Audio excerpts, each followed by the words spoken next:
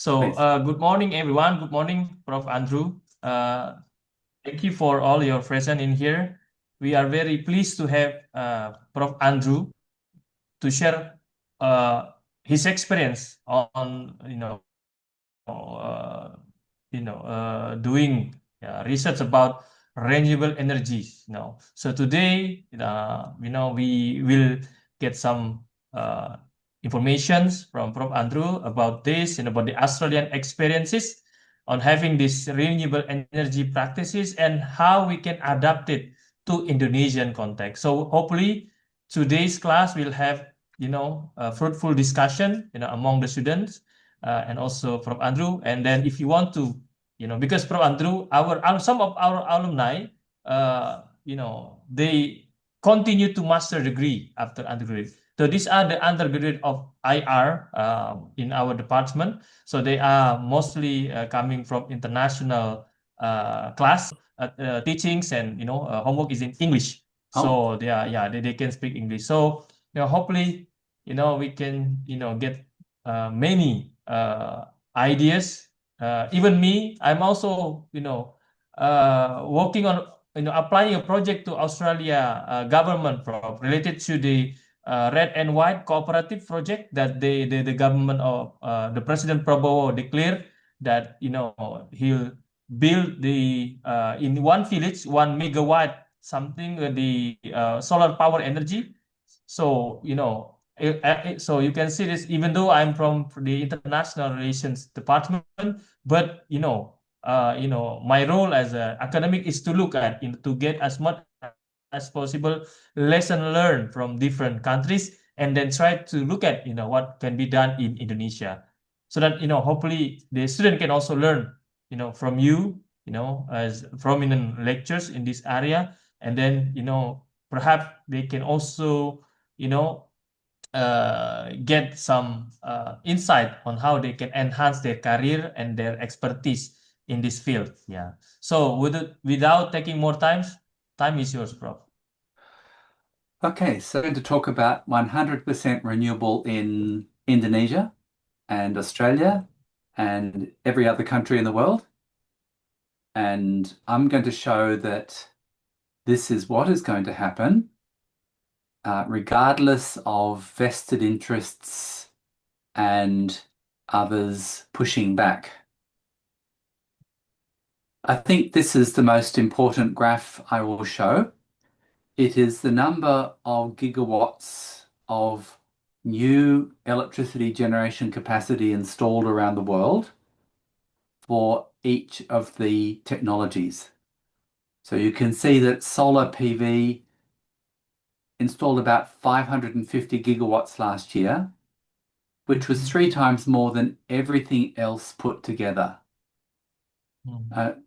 It's game over. Solar Okay. won the energy race. End of story. Mm. Wind is a very creditable second. Hydro bubbles along at a few tens of megawatts per year. Nuclear is going nowhere. So when somebody says nuclear is the answer, it's a very silly question. Nuclear has gone nowhere for 30 years. I see. Nowhere at all. It Mm. failed in the energy marketplace. Solar and wind have zoomed right past nuclear. And then, regrettably, there's still quite a lot of fossil fuel, coal and gas being installed, mostly in China. But an important point to make is that most of the solar and wind is also going into China. 40 or Mm. 50% of all Mm. the new solar and wind is going into China. So whenever somebody says, China is building lots of fossil fuel power stations, just tell them to look at real facts. Solar and wind are going into China much faster than coal and gas and nuclear. And it's all the solar is built on this. This is a solar cell, Yeah. direct conversion of light into electricity without any moving parts. 95% of the global solar market is for silicon solar cells. The silicon is the second most abundant element in the Earth's crust. It is impossible to run out of the elements required to make solar panels. It's impossible. So whenever somebody says, critical minerals or this or that, they're parroting lies and misinformation and garbage.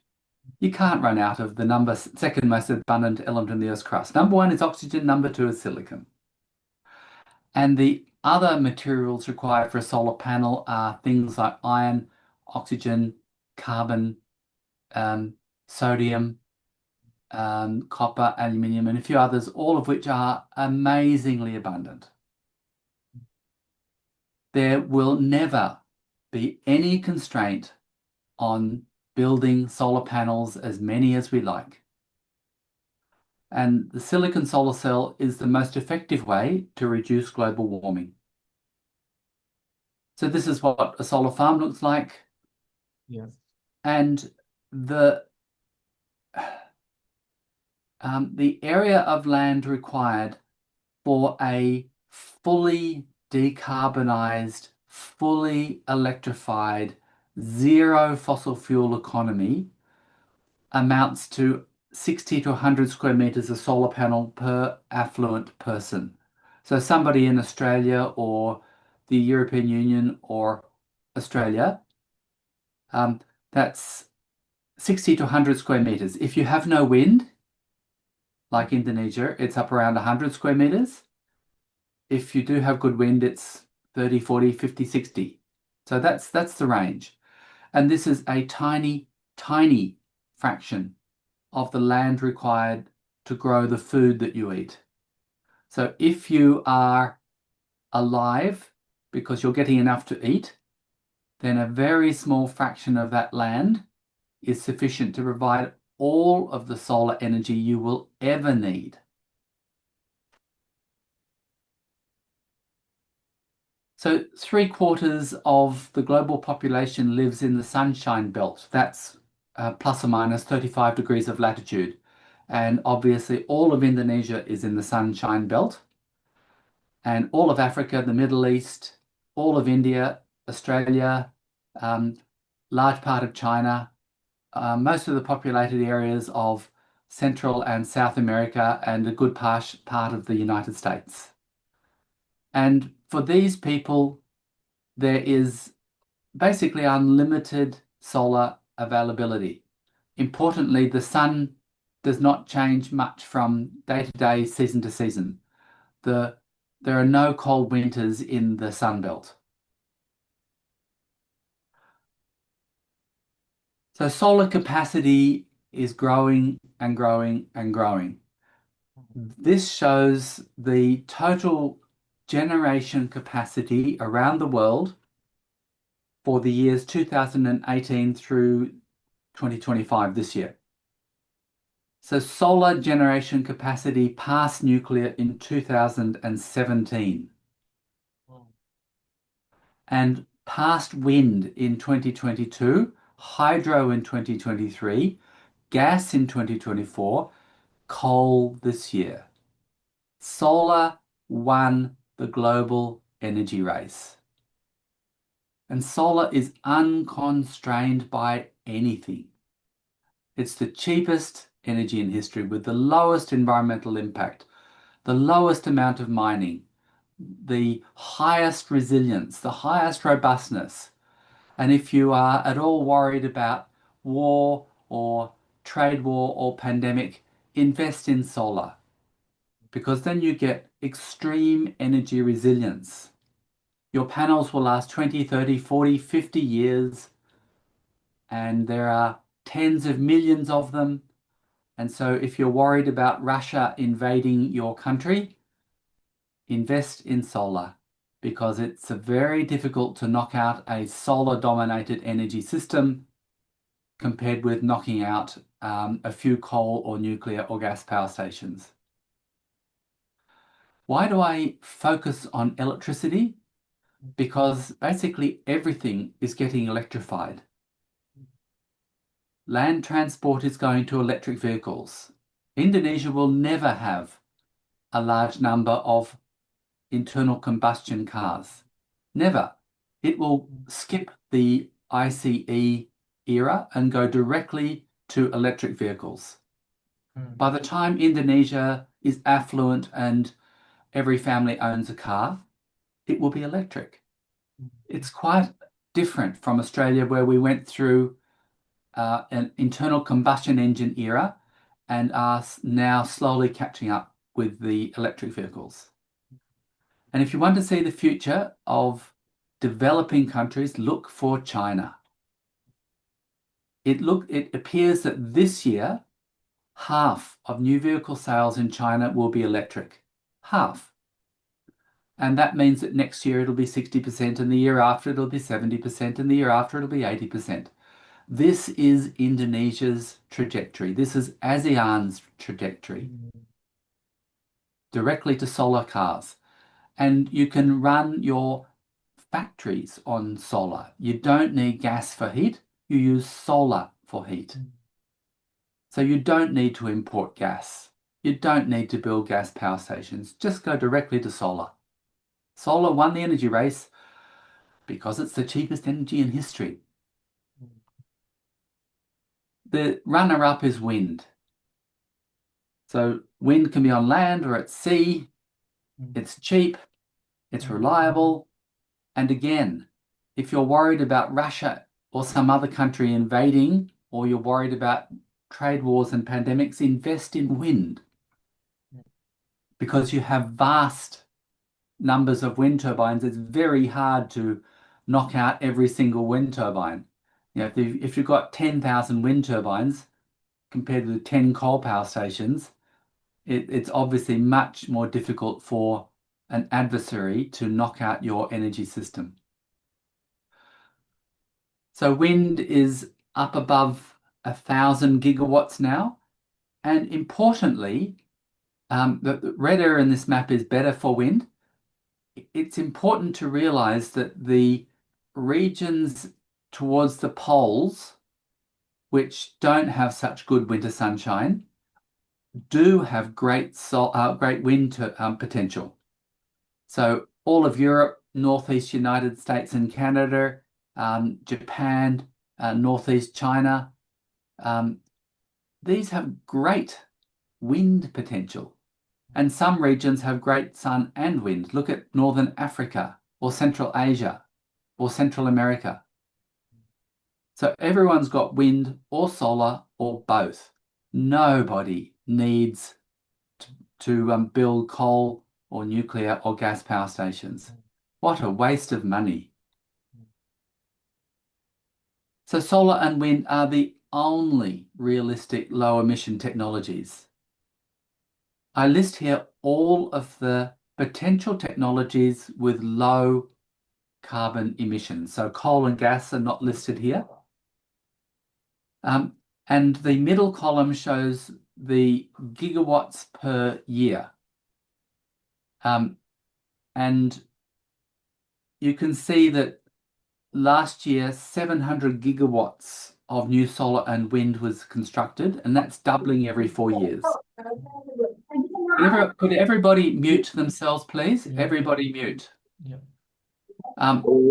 Explain it. Let's explain it. What do you mean? Why Gemini? Let me. Why explain? Yeah. It's muted. Okay. So solar and wind are doubling every 4 years. And 700 gigawatts a year means it's an enormous industry with large scale employment, large supply chains, everything works. Look at bionuclear, carbon capture and storage, solar thermal, geothermal, and all the others. The combined total is less than 10 gigawatts per year. I mean, this is 70 times smaller than solar and wind. These are cottage industries. They're very small, very expensive, uncertain technology, difficult supply chains. Few people have skills, difficult to get bank debt because banks are unfamiliar with these energies. They failed in the global energy marketplace. They failed. In particular, look at bioenergy, which a lot of people talk about. The reason why this fails in the global energy marketplace is that there is a very low conversion efficiency between incoming sunshine and output energy. It's about 50 times lower than solar. So you need 50 times more land to make the same amount of energy. Bioenergy is pointless. All right, so solar and wind generation are what really counts. And this shows a bunch of countries. Green is wind, yellow is solar. The annual generation in megawatt hours per person. Not megawatt hours per country, but megawatt hours per person. So you can see that Australia is sitting at number 4 position. ASEAN, down the right-hand end, is way below the global average, which is the bar called world. So ASEAN has not yet realized the advantages of its location on the equator with its excellent non-seasonal solar and some wind in Vietnam. India is doing about twice as well as ASEAN. ASEAN needs to get a move on. So Australia is deploying, I think, 50 times as much, generating 50 times as much solar and wind as ASEAN. There's so much potential in ASEAN to grow and grow. An important point is all of the top countries are in Europe except Australia. All the European countries share electricity across national boundaries. In fact, what number 1 is improper. You have to check number 1 and 3. Please mute. Mute, please mute. So, So yeah. all of the top countries are in Europe and they can share electricity across national boundaries, except Australia. So we can't, if we have a week with no wind or sun, we have to cope. Whereas in Europe, they can borrow coal, electricity from their neighbour and send it back next week when they've got better wind and sun. So Australia is the global solar and wind pathfinder, and we are a near neighbour of Indonesia.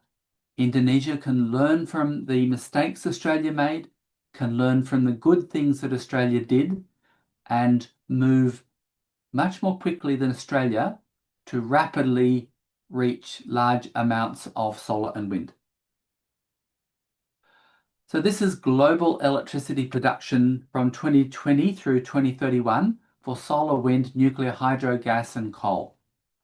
So you can see that in 2020, solar and wind, yellow and green, were quite small in terms of the, in comparison with nuclear, hydro, coal, and gas. But 5 years later in 2020, it's a different story. So both solar and wind this year passed nuclear. And within a year or two, both solar and wind will pass hydro. And a year or so later, both will pass gas. And in about 2030 or 31, both will pass coal. Or one of the solar will pass coal and wind will be a bit behind. So we're going from just a 10-year gap between laughing at the contribution of solar and wind to solar and wind being dominant in generation. Again, when people tell you that solar and wind are trivial, they are wrong. They are out of date. If your knowledge comes from 2020 and we're looking towards 2030, you get such a different story. Solar goes from 10% of coal generation to passing coal generation in 1 decade. And that can happen in every single country. This is global. There is no reason this can't happen in Indonesia and every other country. because solar is so quick to deploy, so cheap, so easy. So what's happened in Australia, the global pathfinder? For the last decade, all new generation capacity has been solar and wind. Rooftop solar, solar farms and wind farms for a decade. And during that decade, the cost of solar has come down 4 times. So if we could do it starting in 2015, Indonesia can do it starting in 2025 at half the cost. And all the money has been private. None of it is government.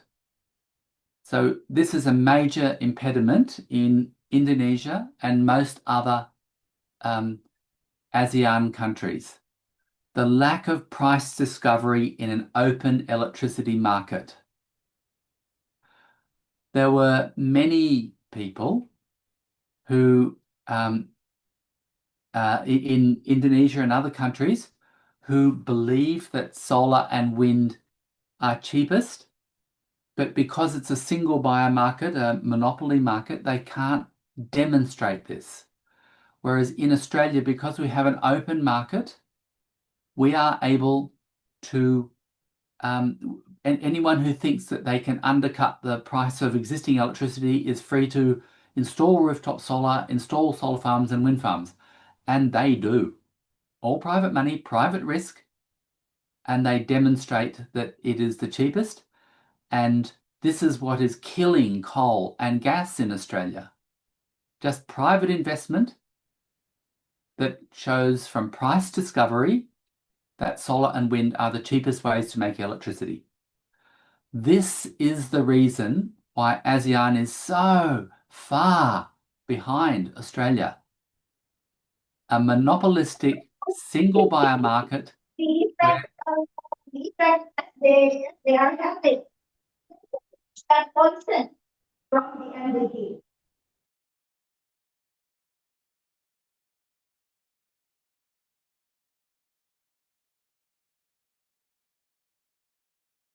Private investment discovers the cheapest form of electricity.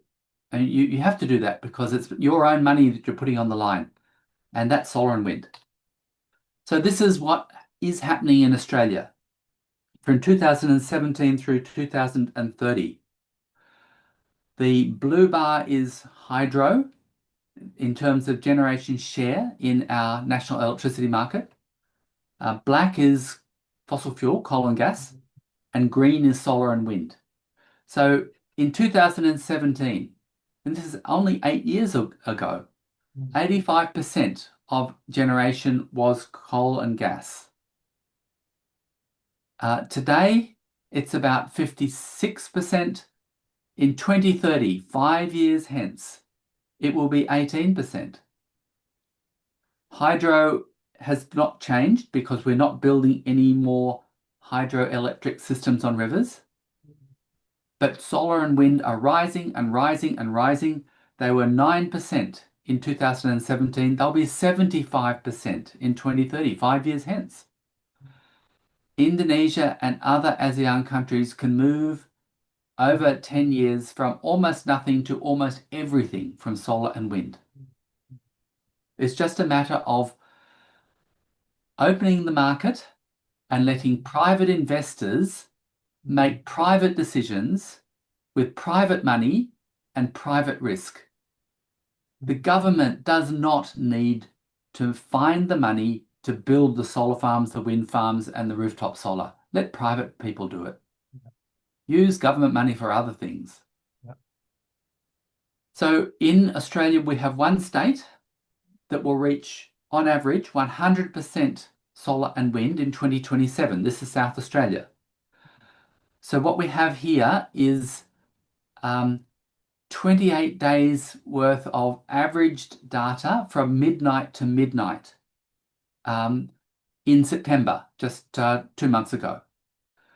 Wind is green, solar is yellow, the zero line is red, and you can see that During the night, wind dominates electricity production. During the day, there's still a fair bit of wind, but not as much, and solar dominates. In the evening, as the solar output disappears, batteries turn on, and then there's a bit of gas and a bit of import and export. So the area below the red line is export to the eastern states, and the area above is import from the eastern states.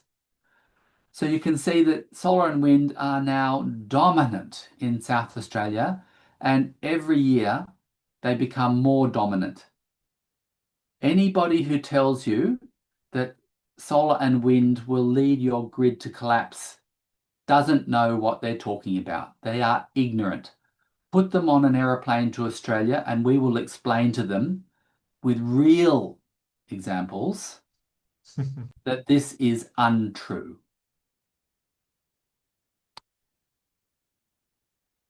A lot of fossil fuel garbage and lies relates to area required to provide all of the solar and wind that you need.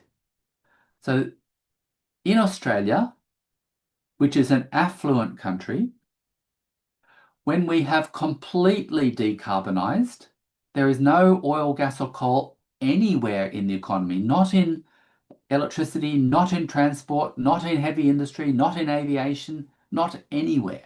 When it's all gone, then the area lost to agriculture for the solar farms, wind farms, transmission, batteries and pumped hydro storage is 45 square metres per person. This is such a small proportion of the area devoted to agriculture. It's less than 1 part in 1,000.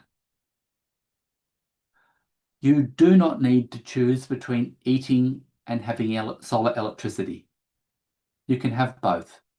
And in fact, there's a lot of data now in Australia that shows that sheep do better among solar panels than out in an open field because the solar panels provide shelter from the wind, shelter from the sun, and green pick along the drip line at the base of the panels where water that falls on the panels runs down and drips off the edge. Solar and sheep are perfect. And in fact, low-growing crops are very good for matching up with solar. Rice doesn't work, that has to be out in full sun, but a lot of vegetables and other low-growing crops do very well when they're partially shaded by solar. 1 in every 3 dwellings in Australia has solar on the roof. 1 in 3. And the grid remains perfectly stable. So I hear all the time in other countries, if we have 5% of houses have solar panels, the grid will come crashing down, it'll be unstable, we'll all be living in caves with no heat and no light and no cooling. This is just wrong.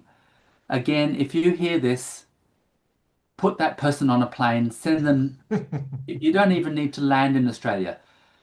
You just need to fly over an Australian city and look down, and you see solar panels everywhere. Most new houses automatically get solar panels on their roof. And I mean, and importantly, the cost of this electricity is the cheapest energy in history. Yeah. Because you have no land costs, no approval costs, no environmental costs. The structure is the roof, it's free, it's already there.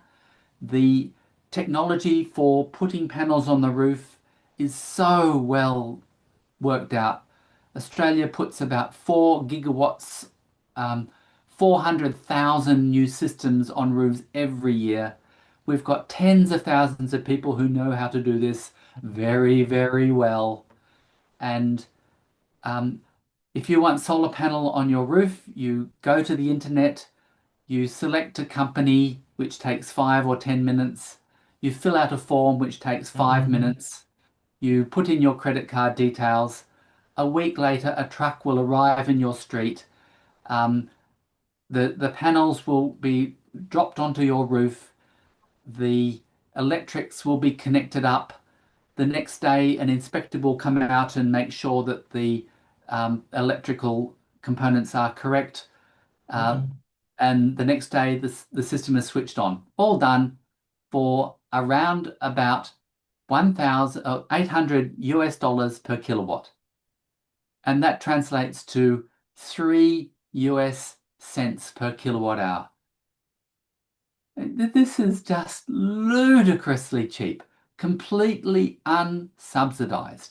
It's much cheaper than the heavily subsidized cost of electricity in Indonesia. It's just absurd that there are restrictions on solar panels in Indonesia. It's just shooting yourself in your economic foot. It's just nuts. Okay, I think I've been through that. So, the future energy in Indonesia. What happens in Indonesia and ASEAN matters for the world.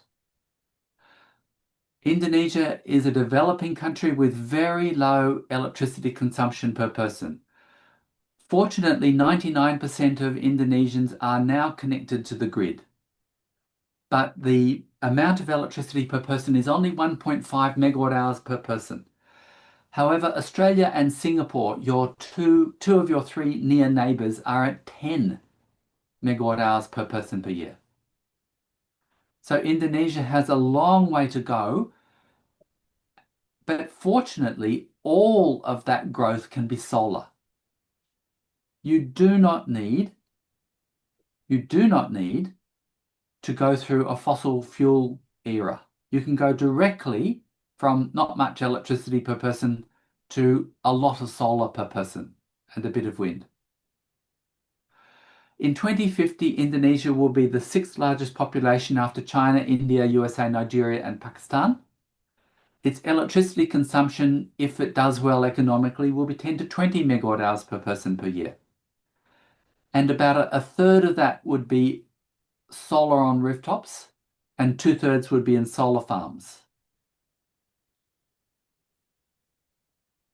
So Indonesia has modest wind energy resources.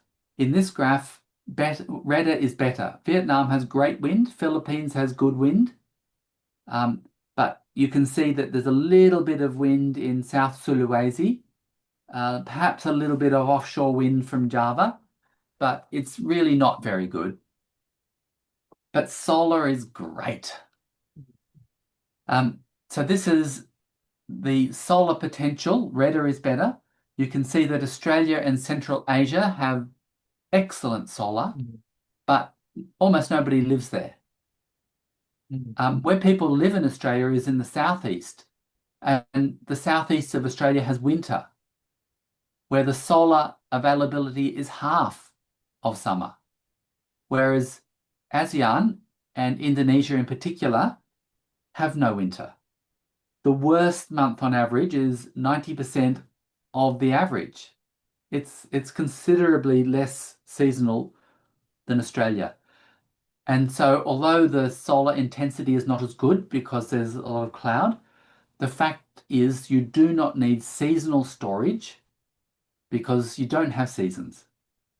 And you also don't have cold winters.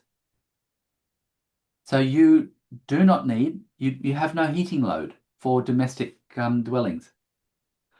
You do, however, have an all year round cooling load. Where is Indonesia going to put 100 million solar panels? Well, on rooftops, a large number of them will go there. Floating on inland reservoirs, in defunct coal mines, in combination with agriculture. That is enough land for all of the solar panels Indonesia will ever need. But Indonesia has a secret resource which places Indonesia up with the very best countries in the world for solar generation, and that is floating offshore wind. This graph shows where tropical storms go. Over the last 40 years, that's all the black lines. You can see that tropical storms start near the equator, then move to the pole, but they do not cross the equator. The equator is a region of small, low wind and small waves. And in this graph, the redder the better for calm tropical seas. So around Sulawesi, in around parts of Java, Sumatra, Kalimantan, the eastern islands of Indonesia. Yellow, I mean, Indonesia's got mind-bogglingly large potential in its calm inland sea between the islands. And the reason why calm seas and low winds is important is that you need small amount of engineering defense to protect your solar panel, your floating solar panels. So you can see an example there.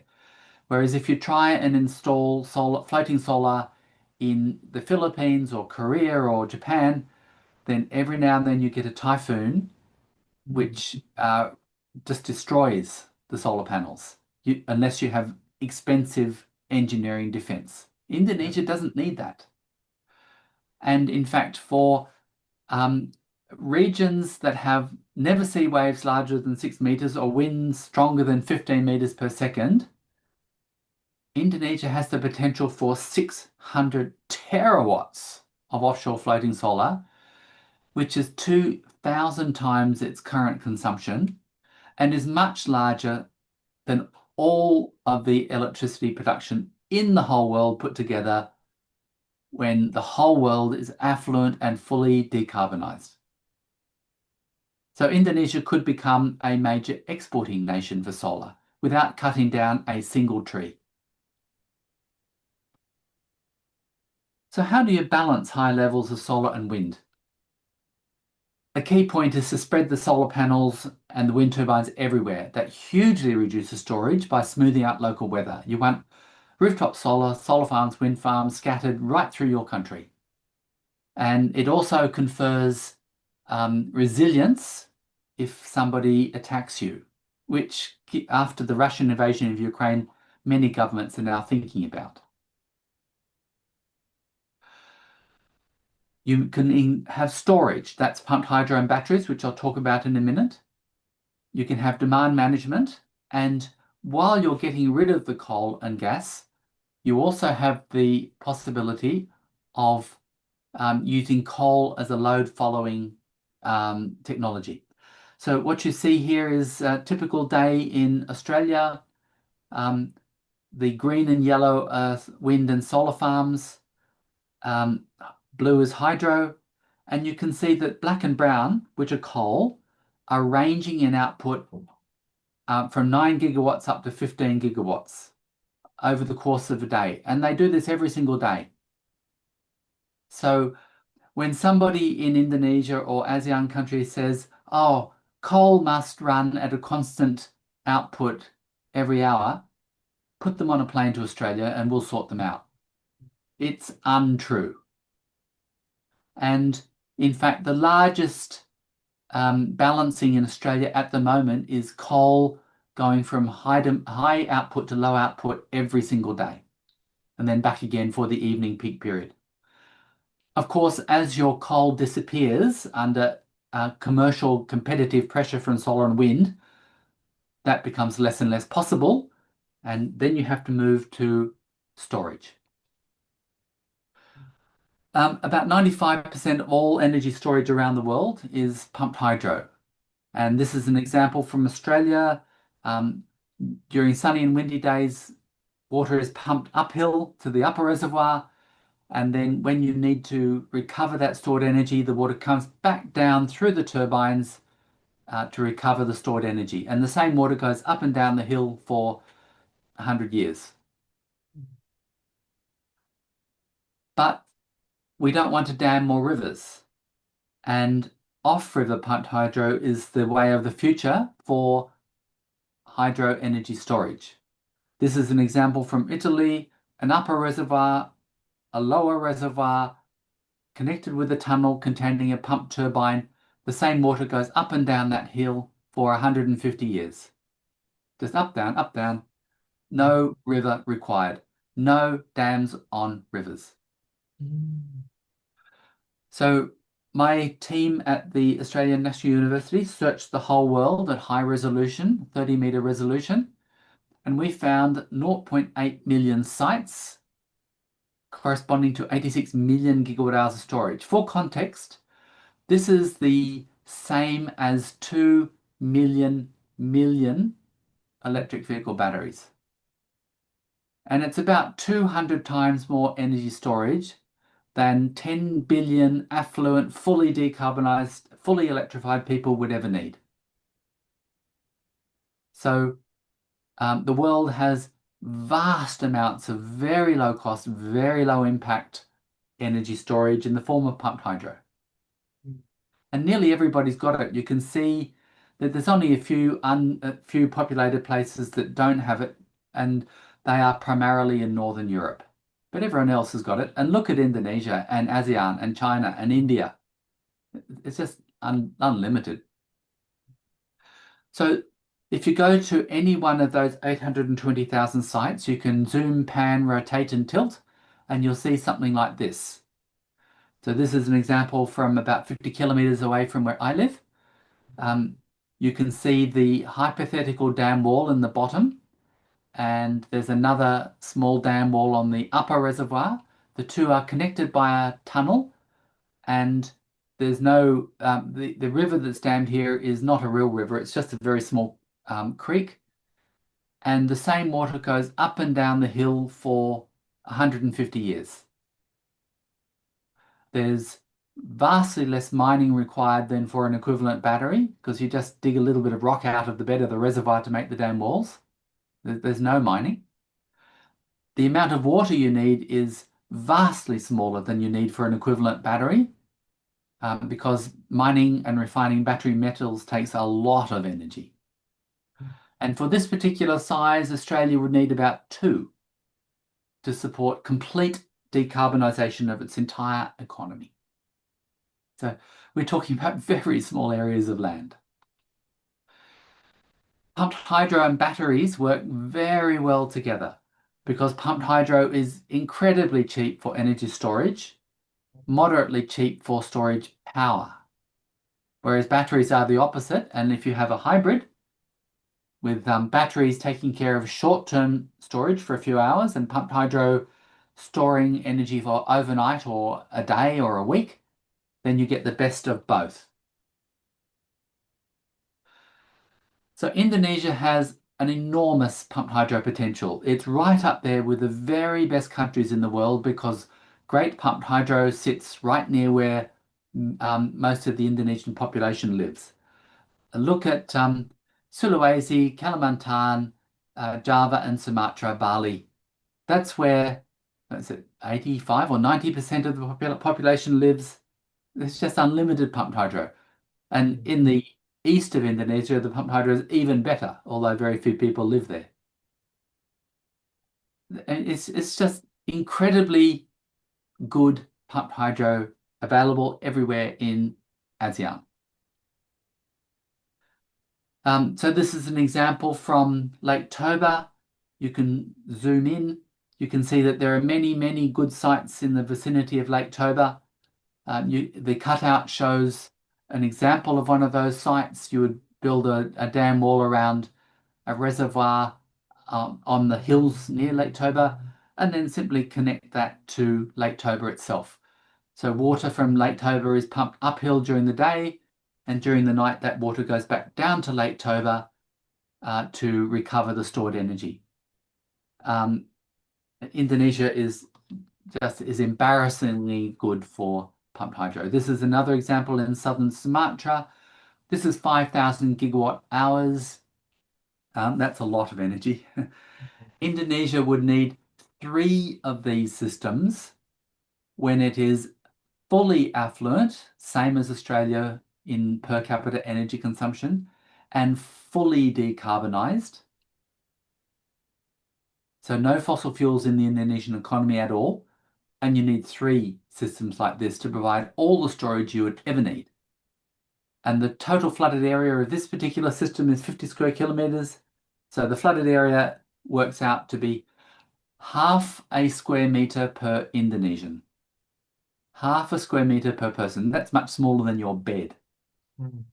So if you can find space to put your bed down and sleep, then you have about occupying 3 times more space than you need to provide all the storage you will ever need. And the cost is incredibly low. It's 30 times lower than the cost of an equivalent big battery. So because 99% of land is not near a river, looking at pumped hydro away from rivers, as we have done, means that you multiply about 100 times the number of sites you find. And this is why there's hundreds of times more storage in most countries than they will ever need. Because you're not damming any rivers, there's no flood control costs, there's low environmental costs, and a very small footprint. But what you do need is a large hill so that you can have a large height separation between the top and bottom reservoirs. So the combined reservoir area is really small. Typically it's 1 or 2 square meters per person. In Indonesia, it'll probably be less than that.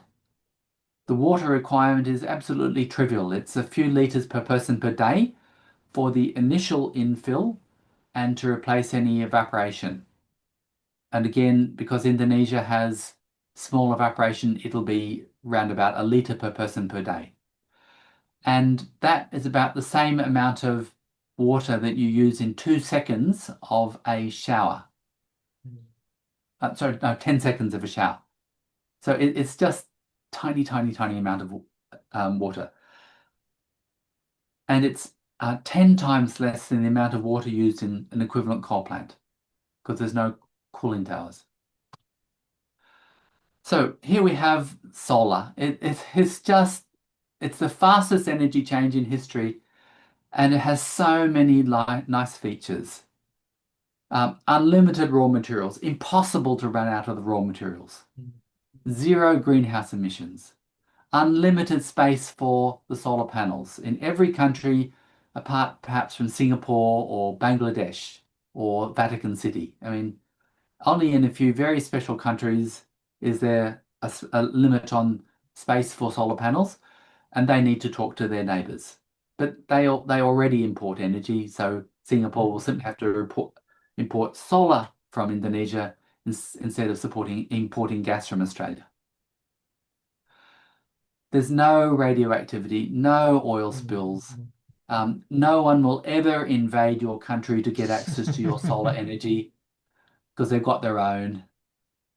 There's no gas fracking. There's no strip mining. There's no smokestacks. There's no car exhausts. There's no smog. I mean, think about Jakarta today. You're starting to have a real smog problem in some seasons. All of that just goes away. Incredible resilience in the face of war, pandemic, or trade war. And the world will end up with 100 billion panels spread out everywhere. The average affluent person needs 10 panels each. And some of them will be on a house roof, some of them will be in a solar farm. It's the lowest environmental and social impact in history. There's never been anything like solar for low, low, low impact. Storage is a solved problem. Solar is useless for invading other countries. Whereas if you go nuclear, you can build nuclear weapons or blow up the other person's nuclear reactor. What are you going to do with a solar panel? Hit someone over the head with it? It's the cheapest energy in history, and it'll last until the sun dies in 5 billion years, when the sun becomes a red giant and the panels will work even better. So zero energy emissions in mid-century for Indonesia is really straightforward and is summed up in 2 points. Electrify everything and stop buying fossil fuel machines. Never buy another gas turbine or another coal power station or another pet oil-driven car or another gas-driven industrial furnace. Just electrify everything. And since Indonesia doesn't buy those things,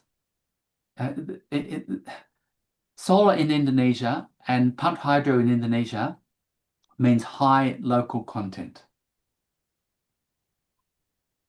I'll come back to this graph. The central takeaway message of this talk is solar won the global energy race. And anyone who tells you otherwise is ignorant. Just tell them that. Put them on a plane to Australia. So in summary, Indonesia has excellent solar. Solar PV will provide most of the energy in Indonesia. It's got unlimited, great, absolutely world-class pumped hydro. And together with batteries, energy storage is also a solved problem. Now, if you want to go to our atlas, just take a picture of that QR code and start playing.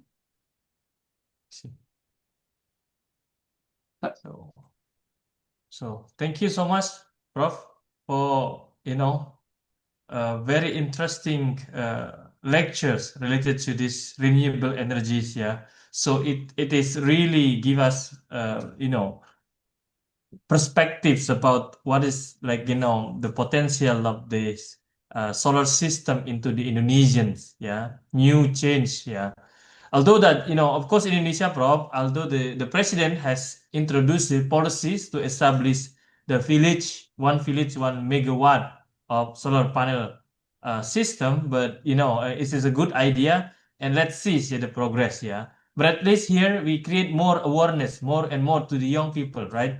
So that they can think of this, and then challenge the existing gossip, I think, Prof, because one gossip that I got when I went to one of Indonesian largest power plant in the north, in Jepara, Prof, if you know, because they use coal, Prof, and they say to me that investing in renewable energy is very, very expensive and takes a long years, so better to use coal. That is why this rhetoric always comes to people's.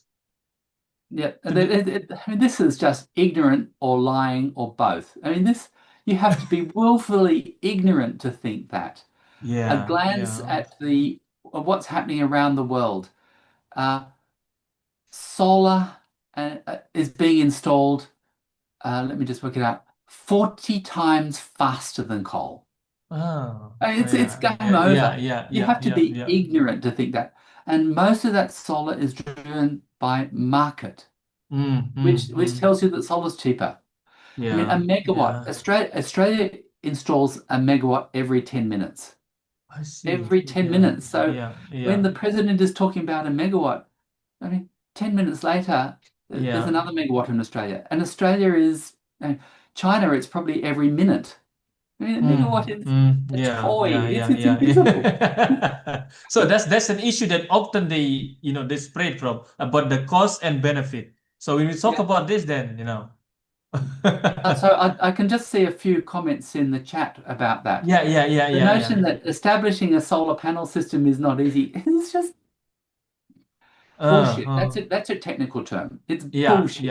As I said, every 10 minutes we put little Australia with 1/10 of your population, 1/10. Every 10 minutes we build another megawatt. Every 10 minutes. And and I described how a 10 kilowatt system on a house roof happens. It takes 1 hour of your time to do all of the purchasing, all of the form filling, all of the financial transactions, all of the permissions. 1 hour of your time. And then it takes 1 day of the company's time to do the whole job. This is so simple. There's no permissions required. It's all pre-approved. It's so easy. So it correlates actually with your suggestion, Prof, to open the private sectors, right? So that it's much more easy for the people to look at the reality of this, right? I mean, to put it bluntly, Indonesia and all the other ASEAN countries run communist energy systems.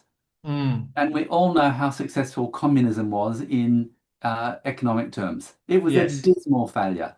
Yeah. If you open a market, then you get all sorts of clever people who give it a go. They make a Uh-huh. few mistakes. They quickly learn, and then Mm. they start to innovate and do all sorts of things which you or I never thought of. And that's the Yeah. magic of the market. Yeah. Open your Yeah. market. Let the market Yeah. sort it out. Yeah. And importantly, stop spending government money on energy. Let the Yeah. private market do it. Let the Yeah. private companies and individuals take the risk. There's Yeah. no reason for Yeah. government money, Yeah. which comes from taxes, to Yeah. be wasted on Yeah. building stuff when the private sector can do it. Yeah. Yeah. And Exactly, it's bro. equivalent to the government saying, um, we're going to take over agriculture. We're going to grow all the rice. I mean, how successful would that be? I mean, half the population would starve. I mean, that's what Yeah. happened in Yeah. communist countries. Yeah. Anyway, so Yeah. Yeah. Yeah. let the So market thank do you. it. So thank you. So maybe some of the students here would like to say, like, something questions. Ridho, Usman Han, you want to say directly questions? And then, perhaps, Prof, some of these students, they want to go to NU to learn more from your groups, Prof, so that they Yeah. can be, an IR scholar with knowledge of, renewable energy. Yeah. So we've got one from Arshad. Arshad, you can, say, yeah, turn on your video. Yeah. All right. Am I audible enough? Yep. Yep. All right. Thank you, Professor Blackers, for your wonderful speech, and it's really interesting. Also, good morning, Professor Blackers, and good morning, Mr. Paksi from Malaysia. I'm currently doing my exchange in Malaysia. Actually, 2 days ago, I attended a guest lecture from Dr. Norbert Chismadia. He talked about the sustainability, and it's very interesting how he elaborate. But today I also got more insights from you, specifically on Indonesia about the renewable energy and how actually it's very interesting because as the question in the comments before, it mentioned how that government always says like I always argue that it's expensive to build solar farms, and it's difficult, blah blah blah. Well, I think actually it's easy for government if they want to, right? At the I know first. the point is it's easy for government just by saying we won't do it, but we'll let you do it. Yeah, that's also right. But like with Indonesia with this kind of system, especially there's, if I'm not mistaken, there is like a regulation that for the energy sector, only the government who can take control of it. So yeah, I know that's Indonesia at first. So my question is, I actually read like few months ago, I read about the potential renewable energy in Indonesia, and mostly you mentioned about the solar energy and also some wind energy and hydro in the end. So and you also mentioned that we can put our solar plants perhaps in the sea because we are in a maritime state, right? But what do you think about making these the ability from us having a lot of sea as the source of energy itself, let's say the wave No. energy, Okay, the I've tidal. been through that. Yeah, you don't have waves. Wave energy completely failed in the global marketplace. There is not a single commercial wave energy system in the world. Geothermal has essentially failed in the global marketplace. There's a few gigawatts here and there, a little bit in Indonesia, a bit in Iceland and New Zealand. Failed. Ocean thermal was an idea. It failed. Uh, I showed you the graphs of what is actually getting installed. This is real world economics in a free market in action. It's solar and wind and nothing else of any significance for sustainable electricity generation. Everything else failed in the global marketplace, and no amount of wishing or discussing will reverse that. Solar and wind won. End of story. All right, so that's the only what's it called? Like the only potential to be adapted in Indonesia, right? On a large scale, yeah. Everything else is trivial. Trivial. All right, I think that's only the question. Okay, thank you so Yeah. much. So I see another in the chat, waste to energy. Absolutely, you've got a problem. We've got a problem. Everyone's got a problem with waste. Burying it is a very bad solution.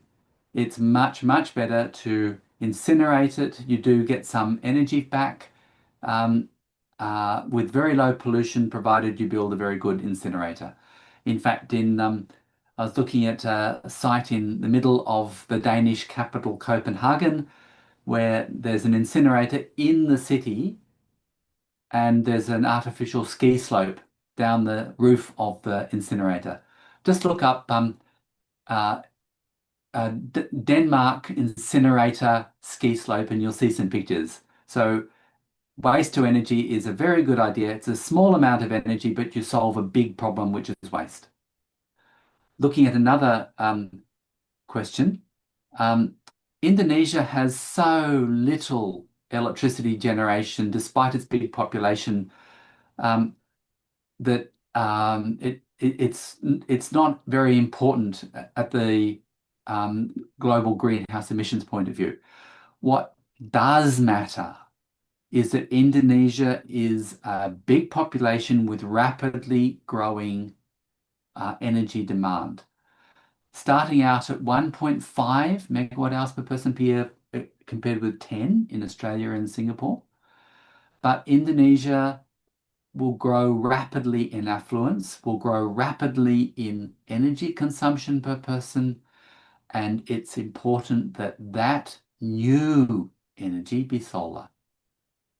And if that is the outcome of the discussions in the Indonesian government now, then Indonesia will be doing very well. Just don't buy any new fossil fuel machines, whether it's cars or power stations or gas furnaces in industry. And Indonesia will end up with a cheap energy system with low impact heavy industry, low impact affluent lifestyle for its citizens. Yep.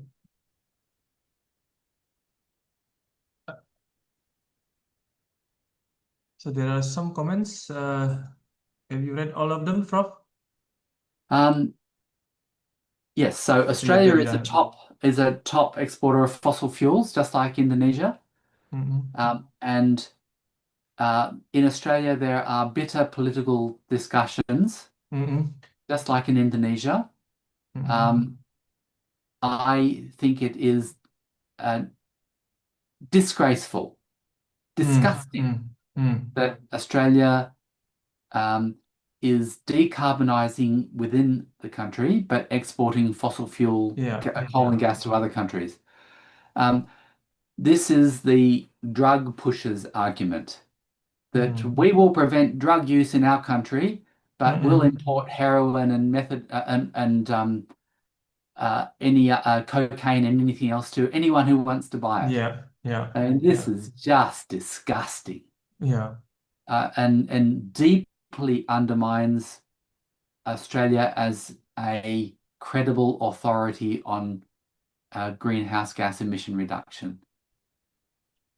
And also it means that Australia has a vicious, large fossil fuel industry that does everything it can to spread lies, misinformation, disinformation, to slow down the energy transition here and everywhere.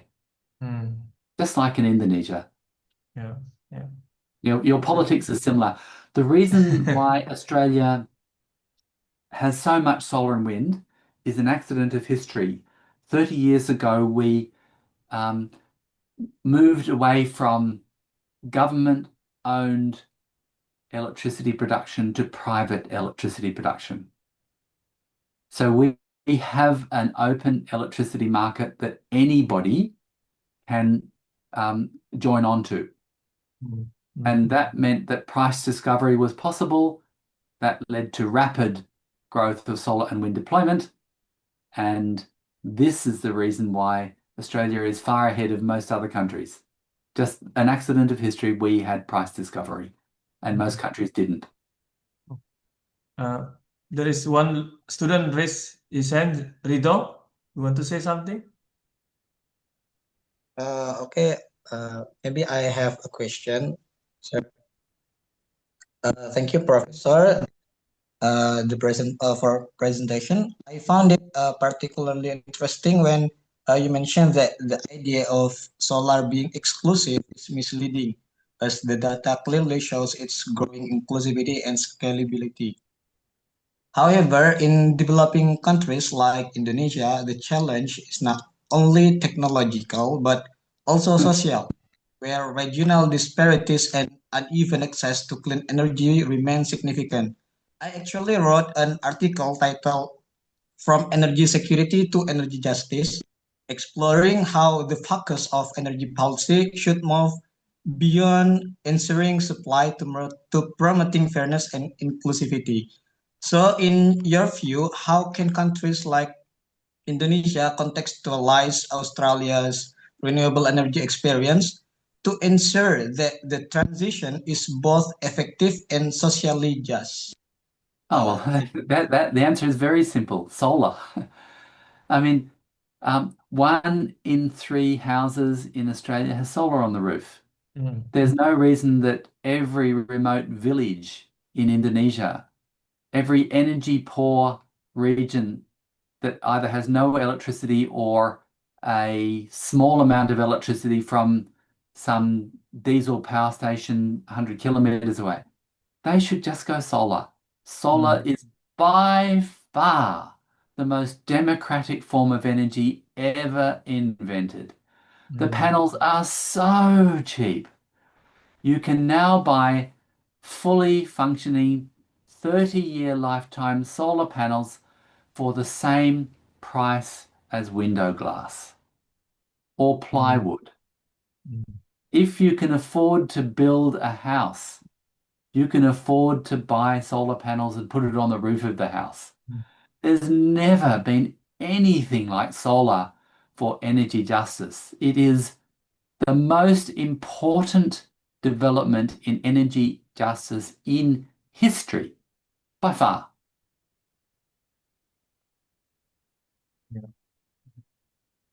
Okay. Just, solar panel, Prof. Yeah. Yeah. Yeah, Yeah. it's just so cheap. Yeah. $20 per square meter for a good solar panel. And this is ludicrously cheap. Yeah. And we just need to promote it again and again, to the people. Well, So that they know, you need to allow people to do it themselves. And even somebody with no technical education at all, will quickly work out how to do solar in a remote village.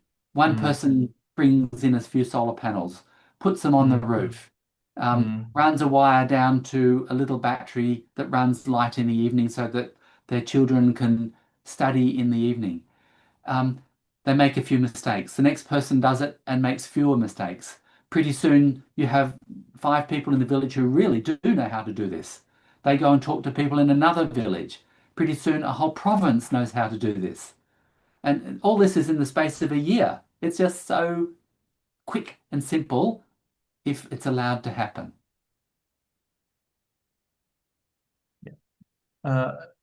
Usman, you want to say something? Yes, yeah. Sorry, sir. Oh, Can I say something? yeah. Before Usman, For the first, that solar energy is simple, and I agree that technically and economically it's becoming increasingly accessible. But in developing contexts like Indonesia, where policy consistency, land access, and grid inequality remain challenges, do you think that the simplicity of solar can still hold true in practice, especially when we consider social and political complexities? Thank you. I can answer that. I've already explained that there's nothing better than solar for energy justice. Let me give you an example. Pakistan, similar population to Indonesia, somewhat similar level of economic development, somewhat an equivalent climate, plenty of sunshine. Last year, Pakistan deployed 17 gigawatts of solar, 17,000 megawatts. I think that was 100 times faster than Indonesia. Mm. So are Pakistani people cleverer than Indonesian people? I don't think so. If Pakistan can do it, then so can Indonesia. It's just a matter of lighting the match and putting it to the touch paper, and then solar just goes everywhere. Mm. If Pakistan can do it, so can Indonesia. Mm. It's possible, of course, that a government will prohibit solar, and that can slow solar down. Mm. Mm. But that is what is required to stop solar, a government ban on solar. Pakistan did 17 gigawatts last year, 100 times more than Indonesia. Mm. Mm. Okay. Yeah. Thank you, Prof, for putting in the Pakistan case. So it's very important for us to learn. Usman is actually from Pakistan, Prof. Right. The North Pakistan. So he can also provide or share his experiences. Yeah, Usman. Mute please. Yeah. Hello, Professor Ari and Professor Bachner. Thank you so much. So my question is like, first of all, for Australia it was easy, but for Indonesia, where they are already working on downstreaming policy, so if they want to adopt the policy of the solar energy, they will have to buy solars from China or maybe from Australia. No, Which from will, China. yeah, We from get China. all our solar panels come from China, or 98% of them. Oh. Yeah, same with Pakistan. So what Yep. will it do? It will like imbalance the import and export. Nope. The reason is that the solar panels replace gas and coal. Indonesia doesn't have much gas or coal. So in the case, Pakistan doesn't have much gas or coal. So in the case of Pakistan, you are directly replacing imports. In the case of Indonesia, you have plenty of coal, but not much gas. So you are directly replacing, if you're displacing gas, which it increasingly does, then you are eliminating gas imports, which is good. But basically, Indonesia is exporting like all from US, which it has to do because that Trump said like if you don't export something from us, you will have to face the tariffs. So right now, it's like they have to do something from America. But in case of Pakistan, they don't care about the economy. For example, they're already in IMF debts and they're already under China debts. So of course, Yeah. every company in Pakistan is under China's control. But Indonesia, there are a lot of companies which are trying to be their own, not exporting or dependent on other countries. They are trying to grow their economy. Yep. So Well, if they adopt this, it will imbalance. the reason for Pakistan's success is 99% due to private individuals spending private money to buy private panels from China. Yeah, Again, it is. it's not government money. Yeah, I know it is private. I live in Lahore, and almost every house has installed this. Yeah. But again, the things come that it is lowering the economy of the own country. Like until there is no solar generation of our own country, our own Pakistan, it is still giving more benefit to China. When we No, look no, at no, no. No. This is simply not correct. I mentioned before, the cost of a solar panel is $20 per square meter. There is no possibility that anyone can make panels for that much. The Chinese solar industry is losing money. China is subsidizing sales of solar panels to every other country in the world. You would be nuts to try and build your own solar panels. I mean, just buy from China. That's what Australia does. Indonesia is good at some things. China is good at other things. There is no reason not to buy from China. The amount of money that goes to China from Pakistan or Indonesia is so small. 90% of all the cost of building a solar farm is in country. And then you buy 10% solar panels from China. Mhm. And secondly, what do you think about the financing of developed countries like US or by Europe or by America? By America, especially the consumer of 25% resources of the world, and also the biggest emitter of CO2 in the climate. So why they don't indeed. finance these small countries, especially like Indonesia, Philippines, which are also suffering from the climate change effects? So why they don't finance these countries to develop like solar energy or to curb this? A good country, a very good comment. As I mentioned before, implicitly China is subsidizing with hundreds of billions of dollars per year. Every country in the world, anyone who buys a Chinese solar panel is getting subsidized by China. It's just incredible at present. Now, rush out and buy panels. They're less than the cost of manufacturing, even in China.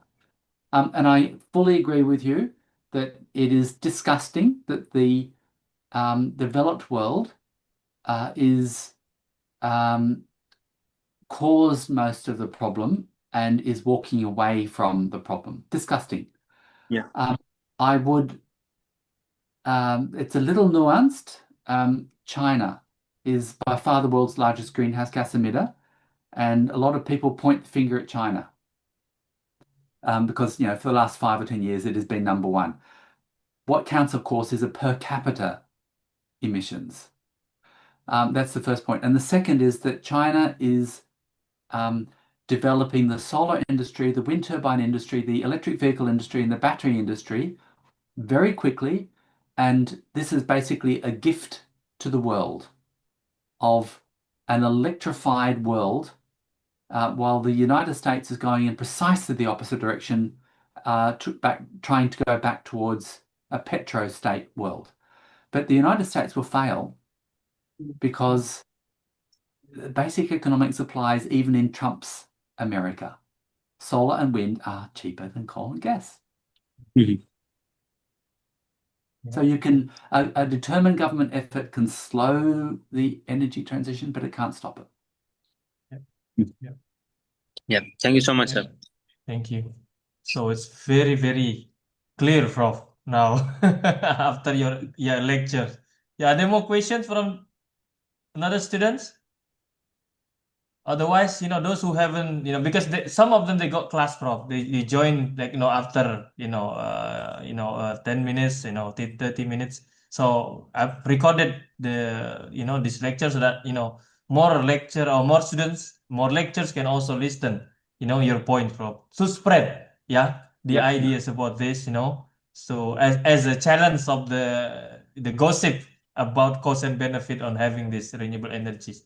You want to say something again, Usman? So, as Professor Bhagner mentioned about Pakistan, so one of the main causes why Pakistan did it within 1 year, it's because in Lahore, I live in Lahore, so the government increased the prices of electricity 400 times. For example, if the salary is like $100, the electricity bill of one house was $200. So the government electricity was very expensive. That's why almost every second house installed solar. Even my own family installed the solar because of the electricity prices. When we compare it to Indonesia, here the electricity price is very cheap. Only maybe $15, $20 per month for a small house. While in Pakistan, for the same house, the electricity bill was $150 to $200. That's why people installed the solar to save money. That's indeed true. Pakistan had heavy subsidies for electricity. Now, let me think. Is there another country that has heavy subsidies for electricity? Let me think. Could it be Indonesia? Yeah.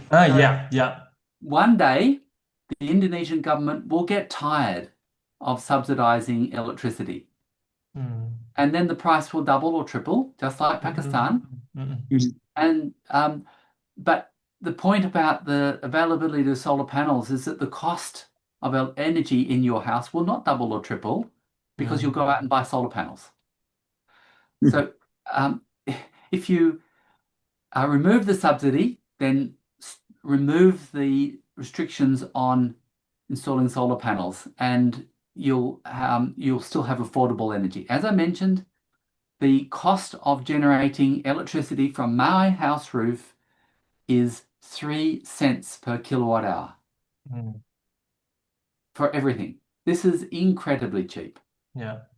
And it'll be the same in Indonesia, same in Pakistan, same everywhere, because China is generously subsidizing your solar panels. See. Yeah. Yeah. Yeah.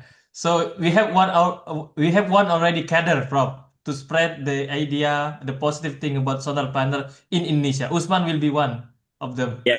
Yeah. Inshallah. So yeah. Are there more questions from the students side?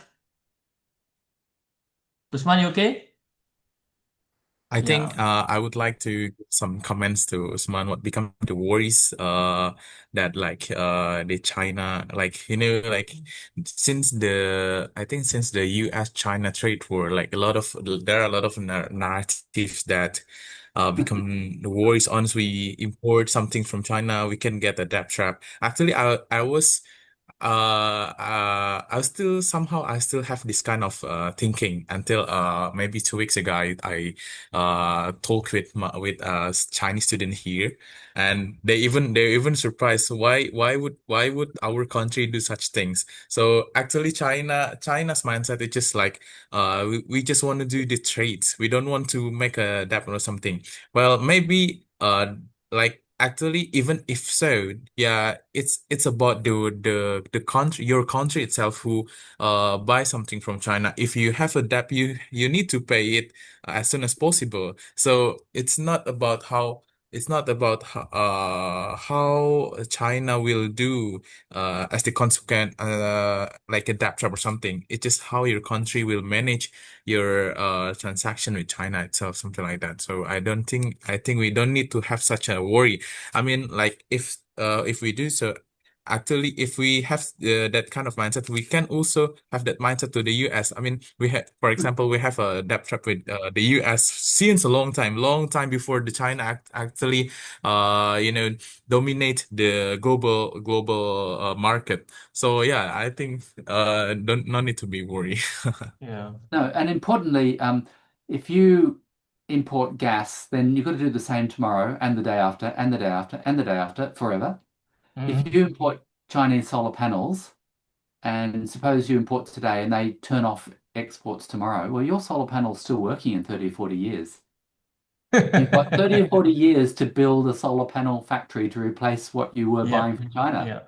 Yeah. If it's gas, it's 30, 40 hours.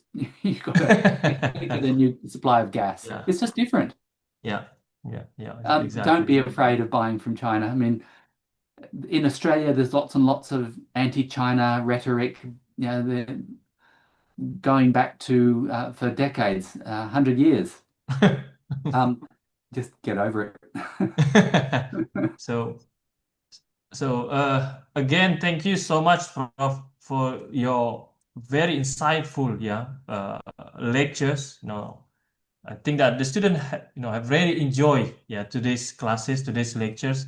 So we as I mentioned earlier, we are I'm the director of the international program of IR. So it will be very beneficial for our side next time, when we have a chance, or there are programs from your research group, it can be training or internship opportunity or any other program. You can invite us or let us know so that we can participate, in this program. Most importantly, my students, because some of them, they are very very interested, Prof, to compare. The moment you talk about solar system and solar panel, meanwhile some my student, they live in Bangka Belitung, for example, and then there is this the nuclear power energy, so they wanted to know and hear as well, right? So I think that's very beneficial, a good opportunity for them to go and deep, and then learn, get much more knowledge about this in the future. Yeah. So Okay. yeah. Of course, solar energy is nuclear power. nuclear power reactor is a gravitationally bound fusion reactor 150 million kilometers away in the sky. A nice safe distance. It'll run for the next 5 billion years Yeah. without any refueling. It's a great reactor. Yeah. So thank you, Prof. Yeah, for the time. Thank you for the opportunity. Yeah. Okay. Thank you. Hopefully we'll keep in touch. Yeah. Yep. Thank you. Bye. Bye. Thank you, guys. Thank you. Yeah, I hope that it gives you something for your future career. Yeah, Usman, if you want to do business, you can spread about this. Yeah, teach some students about solar panel. Sir, Yeah. if I try to do business, you probably will send me back to Pakistan. And for the other students, yeah, please learn from this. If it is really in your expertise, in your research interest, so do more research about this. Okay, comparing different countries, and also you can interview Usman, learning from Pakistan. Yeah, experiences. So have a good day for all of you. Thank you. All right. Thank you, Mr. Ari. Thank you. Awesome. Assalamualaikum.